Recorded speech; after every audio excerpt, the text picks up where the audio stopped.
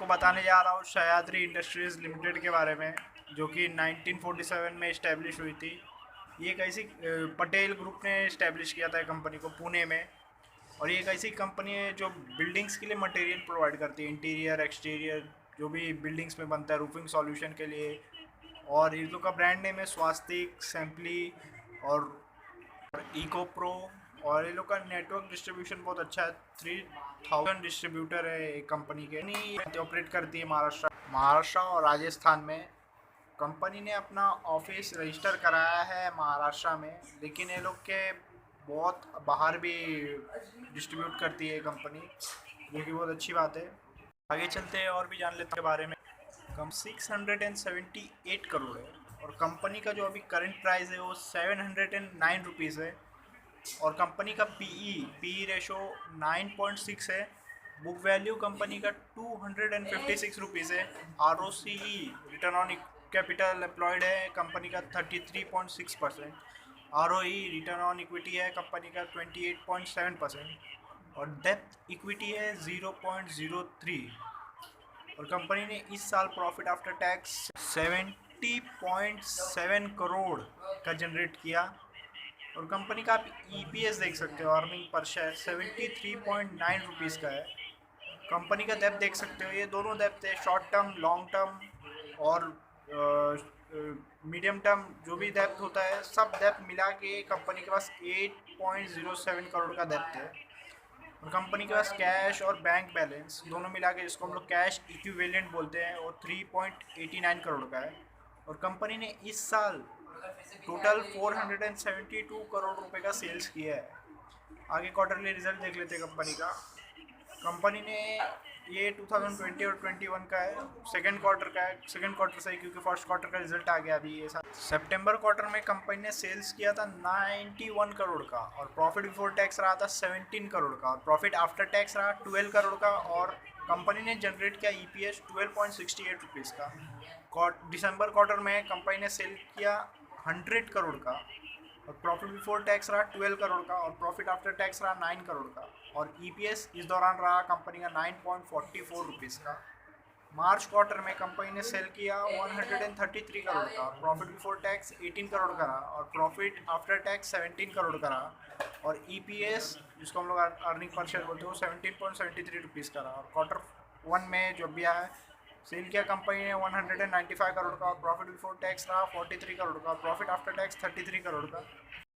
और कंपनी ने earning per share generate किया 34.08 रुपीज़ का। अगर आप मार्केट में इन्वेस्ट करना चाहते हो तो आप अपना डीमैट अकाउंट खुलवा सकते हो एंजल ब्रोकिंग के साथ। आपको कोई भी चार्ज पे नहीं करना पड़ेगा डीमैट अकाउंट खोलने के लिए, और एक साल तक कोई भी एनुअल मेंटेनेंस चार्ज नहीं पे करना पड़ेगा। मैं लिंक डिस्क्रिप्शन में दे रहा हूँ, अगर आप वहाँ से डाउनलोड करोगे और मेरा रेफरल कोड एंटर करोगे तो आपको 2000 रुपीज़ का स्क्रैच कार्ड मिलेगा, जो आपके एड फंड में ऐड हो जाएगा। प्रॉफिट एंड लॉस स्टेटमेंट देख लेते हैं कंपनी का। 2018 में कंपनी ने सेल्स किया था 264 करोड़ का, और प्रॉफिट बिफोर टैक्स रहा था 36 करोड़ का, और प्रॉफिट आफ्टर टैक्स रहा कंपनी का 24 करोड़ का। और ईपीएस इस दौरान रहा 25.54 रुपीज़ का। 2019 में कंपनी ने सेल किया 287 करोड़ का, प्रॉफिट बिफोर टैक्स रहा 45 करोड़ का, और प्रॉफिट आफ्टर टैक्स 32 करोड़ का रहा। और ईपीएस रहा कंपनी का 33.36 रुपीज़ का। और 2020 में कंपनी ने सेल किया 286 करोड़ का, और प्रॉफिट बिफोर टैक्स रहा 28 करोड़ का, और प्रॉफिट आफ्टर टैक्स रहा कंपनी का 27 करोड़ का। और ईपीएस इस दौरान ईपीएस रहा 27.79 रुपीज़ का। और 2021 में कंपनी ने सेल किया 472 करोड़ का, और प्रॉफिट बिफोर टैक्स कंपनी ने जनरेट किया 79 करोड़ का, और प्रॉफिट आफ्टर टैक्स कंपनी ने जनरेट किया 62 करोड़ का। और ईपीएस इस दौरान रहा 64.52 रुपीज़ का। सेल्स कंसिस्टेंटली बढ़ा है और प्रॉफिट भी बढ़ा है, आप देख सकते हो। अब रेशोज़ की बात कर लेते हैं कंपनी के।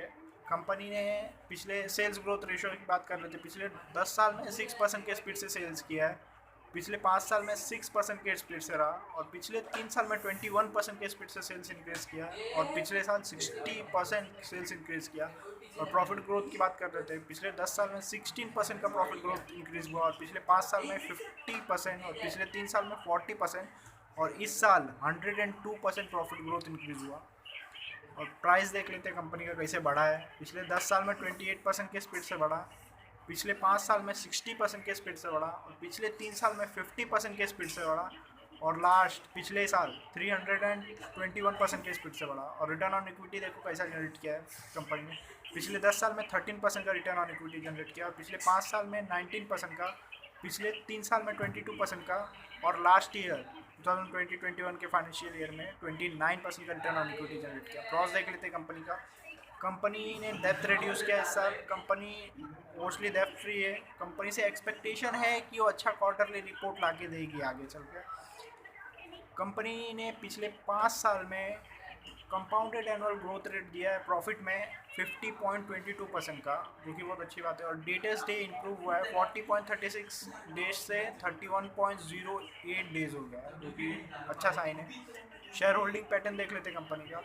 मार्च क्वार्टर में प्रमोटर का होल्डिंग था 66.94%, और फॉरेन इन्वेस्टर का कोई भी होल्डिंग नहीं था। दिल्स इंस्टीट्यूट का होल्डिंग था 0.01%, और पब्लिक का होल्डिंग था 33.05%। अब जून में भी देख सकते हो, जून में भी सेम टू सेम है। ना तो फॉरेन इन्वेस्टर लोग ने हाथ डाला है अभी तक, ना तो दिल्स ने अच्छे से और ख़रीदा है स्टेक।